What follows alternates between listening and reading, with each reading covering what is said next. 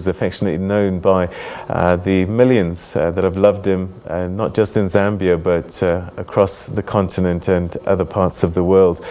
And as they were sharing their message about their grandfather, one of the things about when people pass away is where they should be buried. So the grandchildren approached government and they said that they would prefer if their grandfather was buried where he wanted to be buried, next to his wife, Betty, who he was married to for 66 years. They were together at his farm. But the government is insisting that he should be buried at Embassy Park, which is the official memorial site and presidential burial ground. And so there's been this tension between the family and government about the final resting place for the late president. There's even talk that perhaps he'll be buried at Embassy Park next week, and then at some point he will be reburied next to his wife of 66 years. A few weeks ago, we did the funeral of Prince Philip in the United Kingdom. And when we talked about that story, we talked about a powerful love story between Philip and Queen Elizabeth. And this is the same with Dr. Kaunda and his wife, Betty, married for 66 years. This is a story of love, and many people will say that she truly was a mother of the nation. And so in many ways, as you heard from the grandson there, he's gone to rest next to his wife, and this is where the grandchildren had hoped he would be buried next week. But we'll see how that plays out. And as I said, something very similar to what played out in Zimbabwe, where the president, Robert Mugabe, longtime president of the country, passed away, and the family wanted him to be buried in his home area. And government was insisting that he be buried at Heroes Acre. And this argument and this story continues to play out. So it is a challenging one, where you have a national hero, significant in the country's history, often someone who belongs to the country in that respect, but then he's also a family person.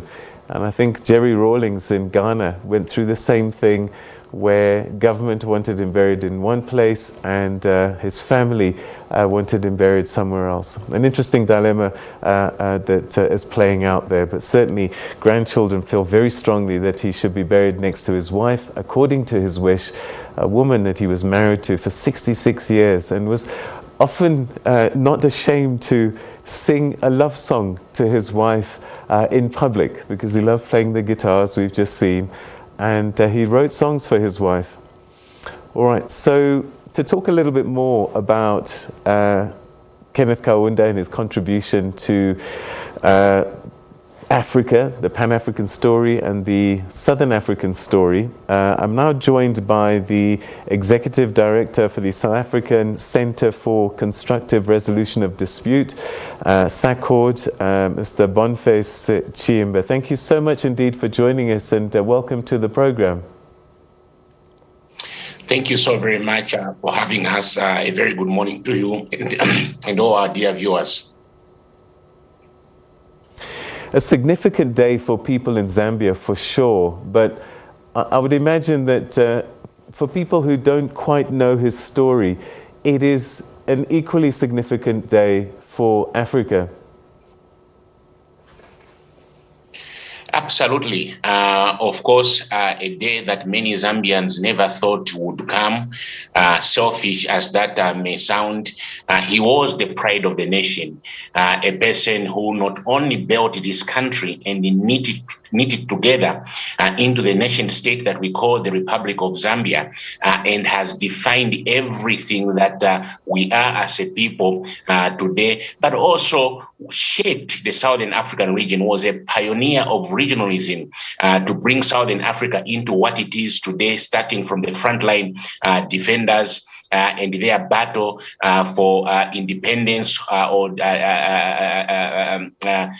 dependency, rather, if you will, on other countries, to SADC as we know it, into a treaty, but also to the Pan-African movement, supporting the liberation struggle, not only within Southern Africa, but elsewhere around Africa, where minority regimes did not want the majority rule to enjoy their peace and freedom, and basically pursued the non-aligned movement again that also sought for social justice and equality for all human beings.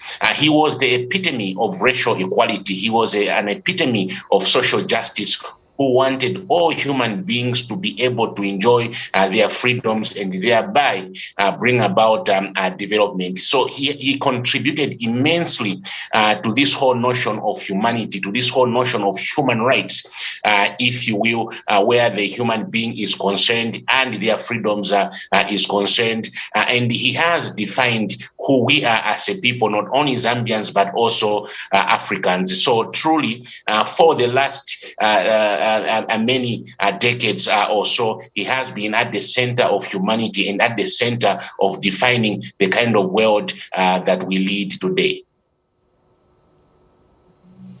Let's talk about his life in Zambia, beginning with his politics. He entered politics as early as 1949, and much like Mandela, I guess, saw the suffering of his people and just felt that he had to do something. Right. At the center of Kaunda's ideology or worldview, if we may call it, was the idea that human beings, irrespective of race, irrespective of whether you are white, black, blue, red, whatever color you were, you needed to live a human life that was dignified. No human being was greater than any other. And so on that basis, or on the basis of that worldview, he worked hand in hand with his fellow compatriots to push for a non-violent struggle for independence for Zambians. And eventually that non-violent struggle did pay dividends by Zambia gaining independence in 1964. And upon the country gaining independence, he realized that Zambia was a multicultural, multi-ethnic country that required a certain recipe for it to remain intact, for it to remain a nation state, and all of her people to be in a position to fulfill their life projects. So with that thinking, he embarked upon a massive developmental process of the country. But most importantly, he pursued an ideology of humanism that put the human being at the center of everything. And by so doing, he created a motto of one Zambia, one nation. And this was largely informed by the ethnic divides that began to intensify in the late 60s. So, for example, in the late 60s, there is a documented story that Zambia spent a night without a president, where when he was attending the UNIP conference, there were a lot of talk about along tribal lines. And he told his colleagues that, well, look, I am not interested in your tribal talk. And if you feel that there is a better person to govern this country without actually having to engage into tribalism, I am going to step aside and give you that opportunity. And of course, his colleagues revered him because he was a person who believed in humanity. They went and sat down with him, spoke to him, and the following day, he rescinded his decision and began to govern this country. And on account of what transpired that night, it brought into being the one-party participatory democracy, of course, moving away from a multi-party democratic dispensation, which had characterized Zambia shortly after independence. And with that, he drove the motto of one Zambia, one nation, where issues of ethnic balancing, of ensuring that every single tribe in this country was represented in various governance structures, ensuring that development of the country was taken to each and every single province, and that there was productivity in each one of these regions, and thereby giving each Zambian an opportunity to have access to education, good health care, and ultimately pursue their life projects. So he built the nation state that we call Zambia through his vision, through his deeds, without which we probably wouldn't be seated here talking to you about what he did. So the issue of unity was at the center of his worldview, and this issue, he even took it beyond the borders of Zambia. Kaunda and his unique government were in the forefront of assisting the liberation movements, and most of these were not always united. And he appealed to them to be united in their cause to fight for independence, but also to be peaceful in their cause to fight for independence. He never believed in violence. He believed that violence must be the last resort, if at all it needed to be used. So at the core of his worldview, again, in addition to unity, was this idea of peaceful coexistence. He believed that you could not enjoy development. You couldn't bring about any kind of development if peaceful coexistence was not fostered. So he worked on those very important values for the country, for the nation, and today we are called the Republic of Zambia with the motto of One Zambia, One Nation, all on account of his values and ideals and everything that he did to deliberately ensure that all 72 or 70 plus ethnic groups remained united and pursued their Zambian agenda as opposed to pursuing their ethnic agendas. You talked about the one-party participatory democracy, and a lot of people said that this was him becoming more and more autocratic and trying to center power. But it sounds as if what he was trying to do was unify the country under this philosophy of one party, very socialist, I guess, in its outlook when we think about China, when we think about the Soviet Union at the time. Absolutely. It was premised on, of course, as you rightfully pointed out, you could argue that it has some socialist brand aspect to it, but it was largely premised on his ideology of humanism that put a human being at the center of everything else. And again, the one-party participatory democracy was necessary in view of the heightened ethnic divides and tensions that were increasingly gripping the country on account of the multi-party democratic dispensation that had just been embraced shortly after independence. So the transition into one-party participatory democracy was a necessary evil, if you will, that was ideologically driven by humanism and ultimately ensuring that every single Zambian had access to 3 meals a day, every single Zambian had access to education, access to healthcare, and basically access to whatever it is that they needed in order to pursue their life projects. So from a political point of view and from an ideological point of view, the one-party participatory democracy premised on the ideology of humanism was necessary in an effort to keep the country united together in a multi-ethnic